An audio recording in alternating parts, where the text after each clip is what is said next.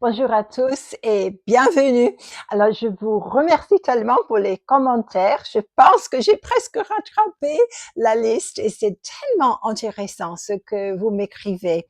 Et juste un petit rappel parce que je sais que parmi vous, il y en a, vous avez écrit pour dire qu'il y a des difficultés quand c'est pas ma voix. Et en effet, c'est quelque chose qui a été introduit par YouTube et c'était pas du tout à cause de nous.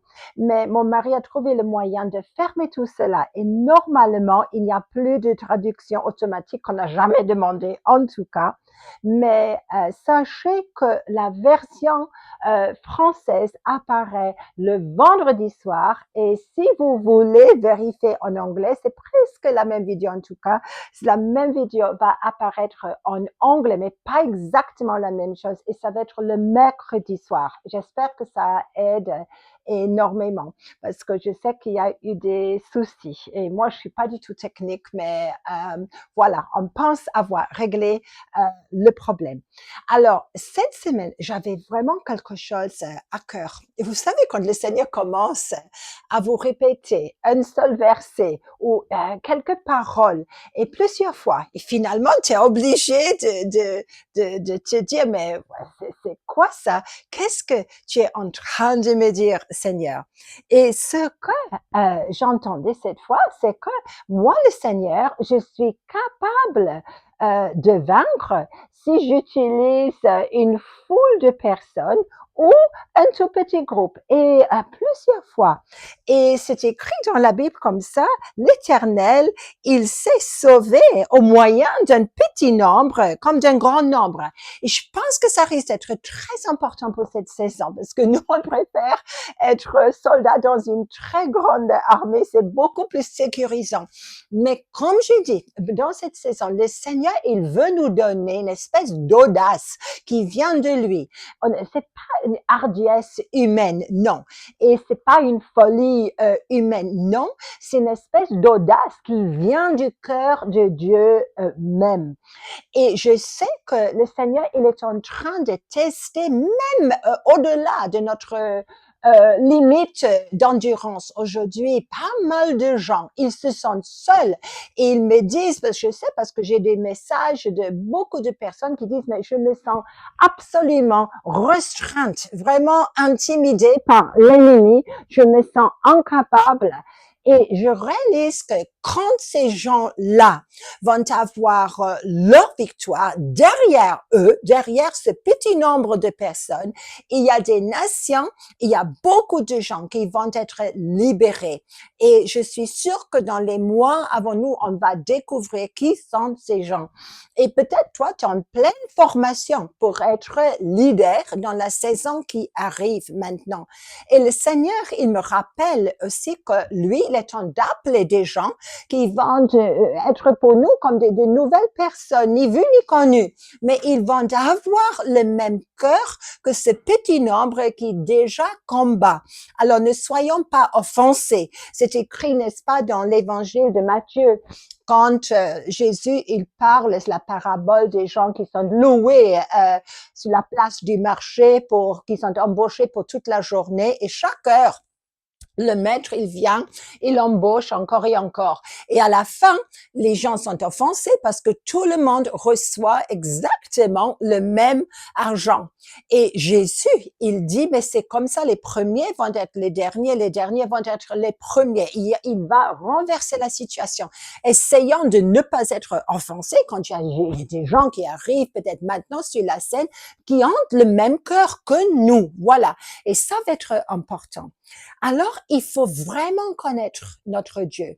Il faut vraiment accepter la pression parce que derrière notre pression, il y a probablement une très forte possibilité qu'avec l'audace de Dieu, on va oser, oui, briser quelques règles peut-être, quelques habitudes pour avoir une victoire qui va libérer pas juste moi, je tourne souvent autour de moi-même, ça va me libérer, ça va me libérer de mes circonstances qui me contraignent, qui me restreignent en ce moment, mais ça va libérer beaucoup d'autres de personnes. C'est comme ça que le Seigneur œuvre. Alors, où est-ce que c'est écrit dans la Bible que le Seigneur, il dit que rien n'empêche l'Éternel de sauver au moyen d'un petit nombre comme d'un grand nombre. C'est-à-dire que c'est en effet, c'est Jonathan, le fils de Saül. Et avant d'y aller, on va regarder 1er Samuel chapitre 13 et 14. Je n'aurai pas le temps de tout lire. Mais encore une fois, la Bible parle assez souvent de quelque chose d'important. Il y a beaucoup de gens qui sont appelés, mais très peu sont élus. Et on est dans cette saison. Tout le monde est appelé.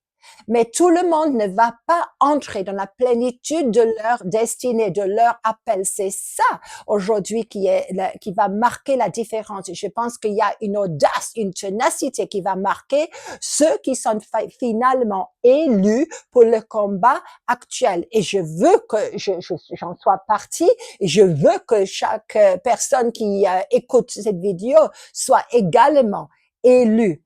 Alors, si vous regardez encore une fois, l'évangile de Matthieu, encore une fois, et chapitre 22, c'est la parabole des noces. Et vous vous souvenez que là, il y a un père, c'est une parabole, le père qui organise le mariage, la fête pour son fils.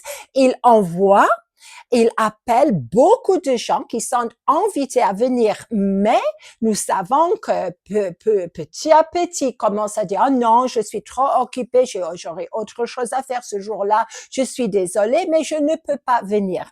Et le père finit par se fâcher. Et il commande maintenant, il va donner des ordres à ses serviteurs d'aller partout chercher les gens qui n'avaient pas été appelés, qui vont venir. Et le Seigneur, mais c'est terrible à la fin, parce que c'est marqué verset 14, car il y a beaucoup d'appelés, mais très peu d'élus. Et le moment qu'on pense que ça, c'est pour autre chose, c'est pour un autre peuple que moi. OK, il y a plusieurs couches dans chaque parabole et je sais que, bien sûr, le Seigneur, il parle sur plusieurs niveaux, mais pensons un peu à ce niveau-là, que beaucoup de gens sont appelés, mais très peu sont choisis, très peu sont élus. Et moi, je sais pas pour vous, probablement les gens qui regardent ces vidéos, vous voulez être, vous savez que vous êtes appelés, mais vous voulez être élus et choisis. Et maintenant, le Seigneur est en train de dire, mais venez, venez, venez. Et là, je reviens à ce verset que le Seigneur n'arrête pas de me répéter. Rien n'empêche l'Éternel. Rien ne freine la main du Seigneur de sauver au moyen d'un petit membre comme d'un grand membre. Et c'est prononcé, ce sont les paroles du meilleur ami du futur roi David, Jonathan. Et on peut comprendre pourquoi, en effet, les deux ont été tellement amis. Catastrophe pour Jonathan. J'ai toujours eu pitié de Jonathan. Mais voilà. Et la situation d'Israël à l'époque, j'ai pas le temps de relire tout le chapitre 13, mais si vous voulez arriver là, il y a une pression.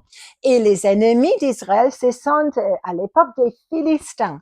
Et c'est marqué, chapitre 13 et verset 19, on ne trouvait point de forgerons dans tout le pays d'Israël, car les Philistins avaient dit, empêchant les Hébreux de fabriquer des épées ou des lances. Et chaque homme en Israël descendait chez les Philistins pour aiguiser son soc, son noyau, sa hache et sa bêche, etc. Notamment des choses, des outils agricoles, mais pas d'épée. Il n'y avait que Saül et Jonathan qui avaient une épée et une lance à l'époque, une javelot à la main. Et ça, c'est important. On peut comprendre pourquoi Israël était intimidé. Et c'était clair aussi que là, il y avait une saison de haute pression et les Hébreux étaient cachés, sous pression.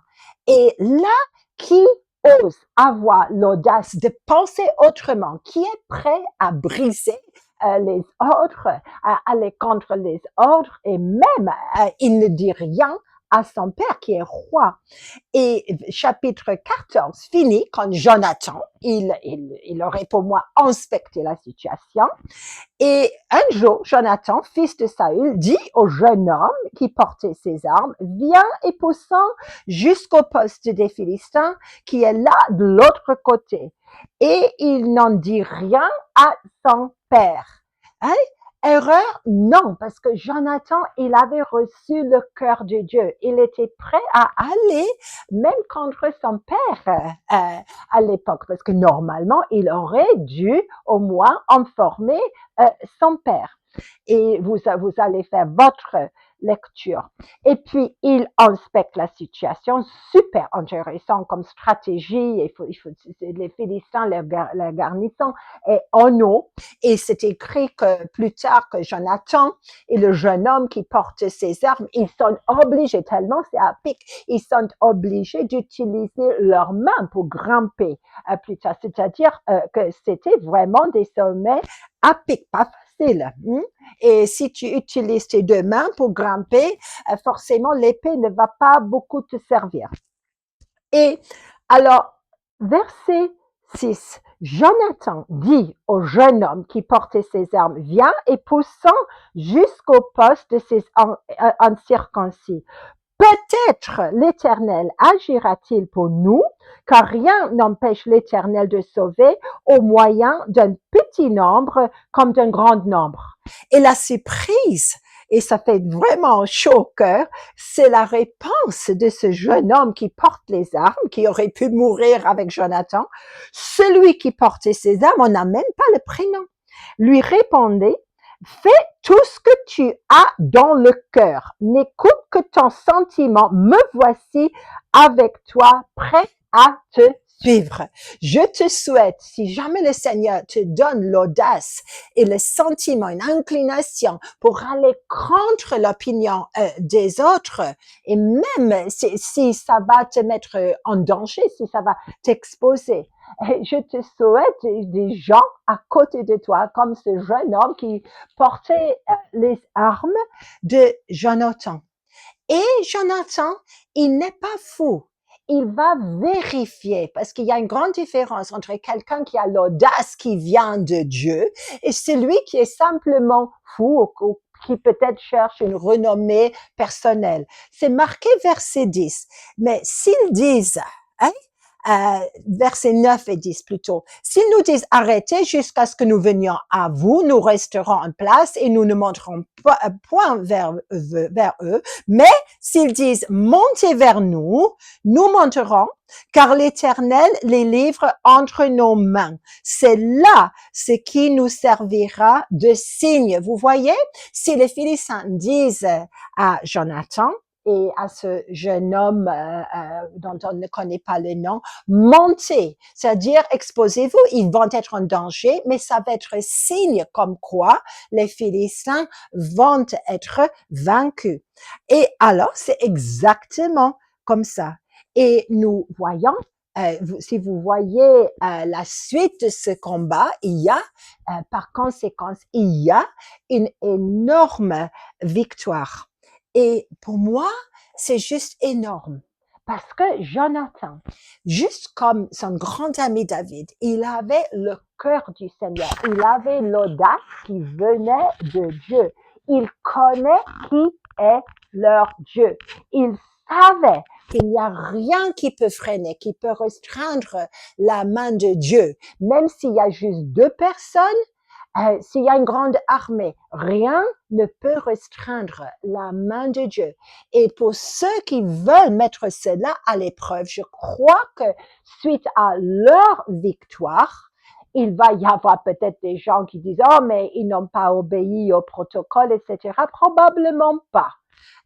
Oh, ils n'ont pas obéi aux règles, ils n'ont pas informé les gens de tout ça. OK, mais à cause de leurs activités, à cause de leurs actions, à cause de leur discernement du cœur de leur Dieu, alors à ce point-là, ils vont avoir leur victoire, mais ils vont libérer tout un peuple derrière eux. Et ça, c'est énorme.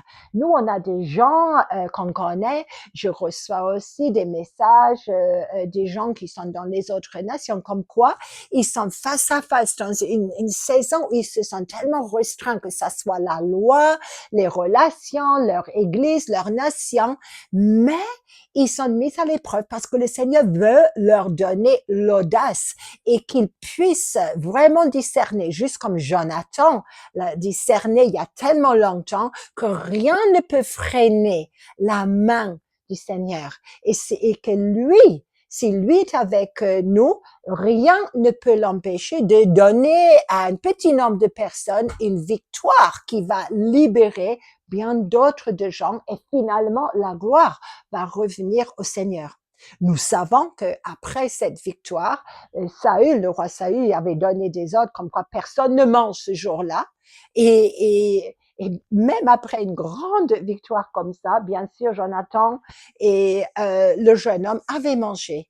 Et il a fallu que les autres Hébreux protègent Jonathan. Et Saül, il a bien commencé, la fin est plutôt triste, n'est-ce pas? Alors, j'avais envie de prier pour nous. Rien ne peut te restreindre d'avoir la victoire. Rien, rien.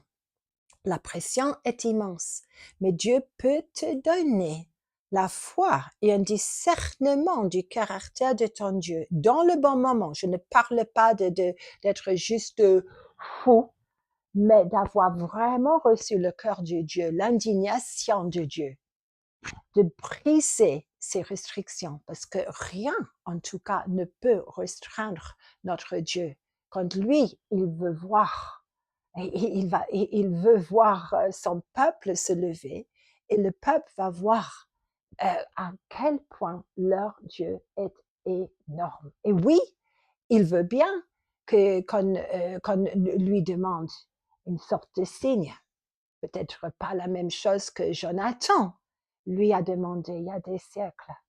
Mais soyez forts, soyez courageux, parce que je prie pour tous ceux qui vivent vraiment des situations restreintes, où vraiment ils n'arrivent pas à bouger, que Dieu peut très bien agir à travers eux, un tout petit nombre, pour donner une plus grande victoire. Amen. Soyez énormément bénis.